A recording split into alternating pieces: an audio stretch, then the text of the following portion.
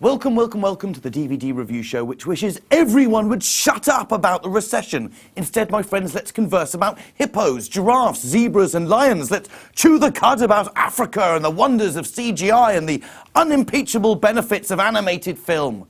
Let's talk about Madagascar, Escape to Africa.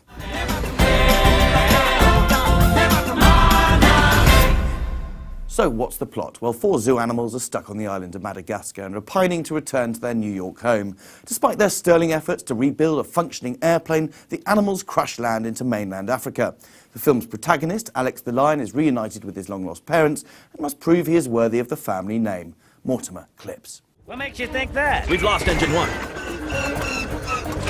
And engine 2 is no longer on fire. Buckle up, boys. Don't look dull. This might get hairy. Attention! This is your captain speaking. I've got good news and bad news. The good news is we'll be landing immediately. The bad news is we're crash landing.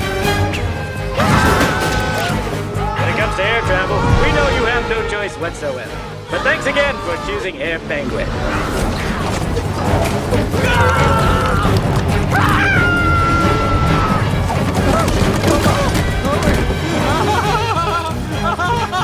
Raise your arms, Maurice! It's more fun when you raise your arms like this! I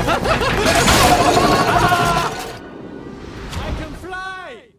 I have, dear viewers, a confession to make.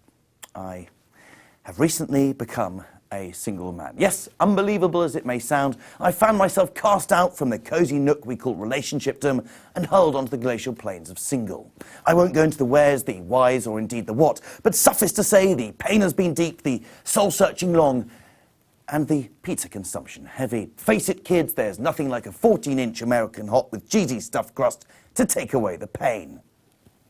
Now, being single has pros and cons. The pros, limited as they are, revolve around increased wardrobe space, 100% mastery of the TV remote, and complete and utter global domination of the bathroom. Hell, it's hardly Romeo and Juliet, but if you're having fun, who cares about being deeply in love with the woman of your dreams? Who gives a fig about the enriching pleasure of sharing a life with another, of planning for a baby, of dying old with someone you care about so much it hurts?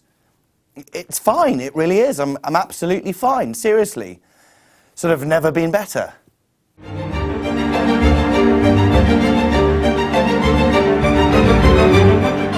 So, okay, you want to hear about the bad stuff. The moments where I curl into a fetal position and sob and rock on my own, naked. The times when I'm so lost in self-pity that drinking lighter fuel for breakfast seems like a good idea. You want that, don't you, you bastards? Well, I'm not going to give it to you, I shan't. Well, okay, I shall. The worst bit of being single is bars, folks. Yes, bars. When you're 22, confident and thinner, bars are fine. You own the bars. They're your fucking playground, a skate park for your cock and bulls. Everyone's your age, you blend in, you're one of the team. But when you're 31 and you walk into a happening joint, they look at you like you've got, watch out, folks, I'm riddled with AIDS tattooed onto your face, an enormous dog shit strapped onto your front like some sort of terrible fecal terrorist bomber. But the biggest problem is dealing with groups of single men. They're bastards, these groups, they really are. Sneering, drunk, simian collectives. These men they behave like bonobo monkeys, randy, immoral and predatory. And there's always one bloke in these groups that's just a bit louder and brasher than the rest. Probably ignored by his parents and, well, everyone that mattered to him. This sort of man prides himself on having the biggest gob, the best put-downs, the funniest jokes. Not that they are jokes, mind you, just observations like, look how big that girl's tits are, or doesn't that girl over there look like she needs a good seeing to? Madagascar 2 shares a lot in common with this kind of alpha male barfly. By God, does it talk a lot, and often needlessly. The writers have crammed in plot lines and half-baked jokes like their lives depended on it, like thirsty attention seekers supping at the well of comedy, scared that it will dry out at any minute.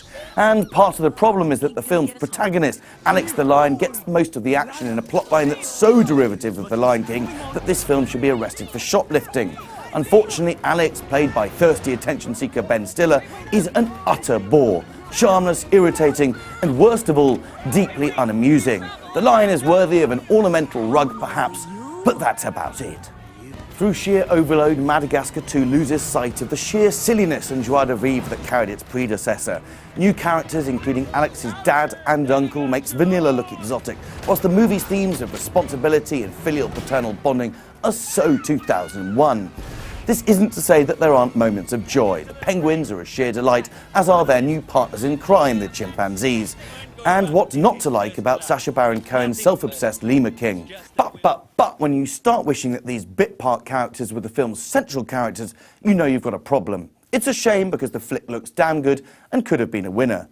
But by opening its big damn mouth just too many times, Madagascar 2 just gets 2 of my valuable stars. Goodbye.